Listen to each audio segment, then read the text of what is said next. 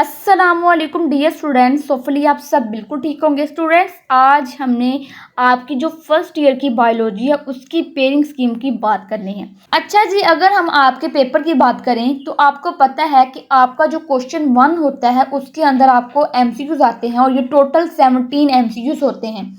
और अगर आप अपने बुक की एक्सरसाइज को अच्छे तरीके से कर ले तो आपके जो 17 एमसीक्यूज हैं वो अच्छे तरीके से अटेम्प्ट हो सकते हैं। अब क्वेश्चन 1 की तो बात हो गई। आगे हमारे पास जो क्वेश्चन 2 होता है उसके अंदर आपको पता है कि आपको शॉर्ट क्वेश्चंस आते हैं और आपके पास 3 शॉर्ट क्वेश्चंस के पोर्शंस होते हैं। अगर हम शॉर्ट क्वेश्चंस की बात करें तो हमारे पास जो क्वेश्चन 2 होता है उसके अंदर हमारे पास टोटल 12 शॉर्ट क्वेश्चन होते हैं, जिनके अंदर से हमने 8 शॉर्ट क्वेश्चन अटैम्प्ट करने होते हैं। अब जो आपके पास चैप्टर 2 है इसके अंदर से 1 शॉर्ट क्वेश्चन आता है, जो चैप्टर 3 है इसके अंदर से 3 शॉर्ट क्वेश्चन आते हैं, जो चैप्टर 8 है इसके अंदर से 2 शॉर्ट क्वेश्चन आते हैं, चैप्टर 10 के अंदर से आपको 4 शॉर्ट क्वेश्चन आते हैं और चैप्टर 11 है इसके अंदर से 2 शॉर्ट क्वेश्चन आते हैं। मेरा मशवरा ये है कि ऐसे स्टूडेंट जो कि बायोलॉजी के अंदर बहुत ही ज़्यादा वीक हैं, अगर वो चैप्टर 2, चैप्टर 3, चैप्टर 8 और चैप्टर 11 को अच्छे तरीके से कर लेंगे तो उनके 12 में से 8 शॉर्ट क्वेश्चन जो है इजी से अटैम्प्ट हो जाएंगे। और वो चैप्टर 10 को ना भी करें तो इतना बड़ा मसला नहीं होगा। आगे स्टूडेंट्स, हमारे पास है क्वेश्चन 3 जिसके अंदर आपको 12 शॉर्ट क्वेश्चन आते हैं और इसमें से भी आपने 8 करने होते हैं। चैप्टर 1 में से 2 शॉर्ट क्वेश्चन, चैप्टर 4 में से 2 शॉर्ट क्वेश्चन, चैप्टर 9 में से 2 शॉर्ट क्वेश्चन, चैप्टर 14 में से 2 शॉर्ट क्वेश्चन और चैप्टर 7 में से 4 शॉर्ट क्वेश्चन आते हैं।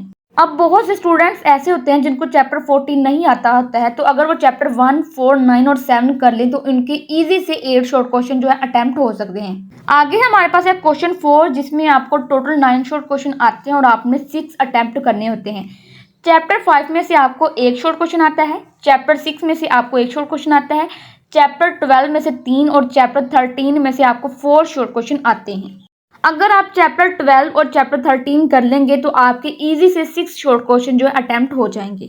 आगे स्टूडेंट्स, हमारे पास है लॉन्ग क्वेश्चन और आपको पता है कि आपके पेपर में टोटल 5 लॉन्ग क्वेश्चन आते हैं, जिनके अंदर से आपने 3 लॉन्ग क्वेश्चन जो है अटेम्प्ट करने होते हैं। अगर हम क्वेश्चन 5 की बात करें तो आपको जो ए पार्ट होता है लॉन्ग क्वेश्चन का वो चैप्टर 1 में से आता है और जो बी पार्ट होता है लॉन्ग क्वेश्चन का वो आपको चैप्टर 14 में से आता है।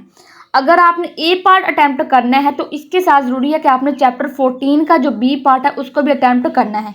आगे जो हमारे पास क्वेश्चन 6 है इसमें से जो ए पार्ट होता है वो चैप्टर 2 में से आता है और जो बी लॉन्ग पार्ट होता है वो चैप्टर 8 में से आता है। आगे हमारे पास है क्वेश्चन 7 और इसका जो ए पार्ट है वो आपको चैप्टर 6 में से और जो बी लॉन्ग पार्ट है वो चैप्टर 9 में से आता है।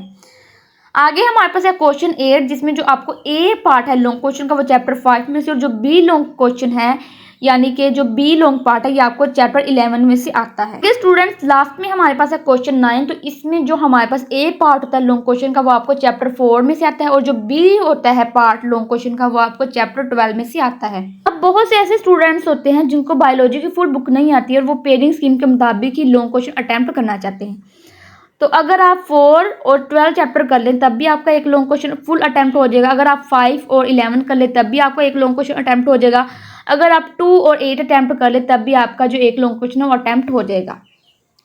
तो मतलब कि अगर आपने 3 लॉन्ग क्वेश्चन अटेम्प्ट करने हैं तो ये आपके पास 6 टोटल चैप्टर्स हैं जिनको आप अगर अच्छे तरीके से कर लेंगे तो आपके 3 लॉन्ग क्वेश्चन अच्छे तरीके से अटेम्प्ट हो जाएंगे और आपके जो मार्क्स हैं वो भी 70 से अबव आ जाएंगे। अब स्टूडेंट्स, ये आप पे डिपेंड करता है कि अगर आपने 2 लॉन्ग क्वेश्चन अटेम्प्ट करने हैं तो जो 6 चैप्टर्स मैंने आपको बताए हैं आप इनमें से 4 चैप्टर जो है सिलेक्ट कर लें तो आपके 2 लॉन्ग क्वेश्चन अटेम्प्ट हो जाएंगे। और अगर आपने 3 लॉन्ग क्वेश्चन अटेम्प्ट करने हैं तो जो 6 चैप्टर मैंने आपको बताए हैं आपने 6 चैप्टर्स ही करने हैं तो फिर आपके इंशाल्लाह 3 लॉन्ग क्वेश्चन जो है वो आसानी से अटेम्प्ट हो जाएंगे। अब आपके पेपर का जो क्राइटेरिया है वो थोड़ा सा चेंज कर दिया गया है, यानी कि जो 50% पेपर है वो आपके नॉलेज बेस्ड पे होगा, यानी कि वो आपकी बुक के अंदर से ही आएगा। और जो 35% पेपर है वो अंडरस्टैंडिंग होगा, यानी कि वो भी आपकी बुक के अंदर से ही आएगा लेकिन वो थोड़ा सा आपको घुमा के पूछा जाएगा। और जो 15% पेपर है वो एप्लीकेशन बेस्ड पे होगा, यानी कि सारा पेपर आपकी बुक के अंदर से ही आएगा लेकिन थोड़ा सा आपको घुमा के पूछा जाएगा, यानी कि जो शॉर्ट क्वेश्चन हैं वो आपको मुश्किल तरीके से पूछे जाएंगे कि ये शॉर्ट क्वेश्चन क्या होता है, ये शॉर्ट क्वेश्चन क्या होता है। तो आपने उन शॉर्ट क्वेश्चन के जो आंसर्स हैं वो आपने समझ समझ के लिखने होंगे। तो स्टूडेंट्स, ये हमारे पास पेयरिंग स्कीम है। तो अगर आप इस पेयरिंग स्कीम को फॉलो कर लें, इंशाल्लाह जो आपके मार्क्स हैं वो बहुत ही अच्छे आ सकते हैं। ओके जी, अल्लाह हाफिज़।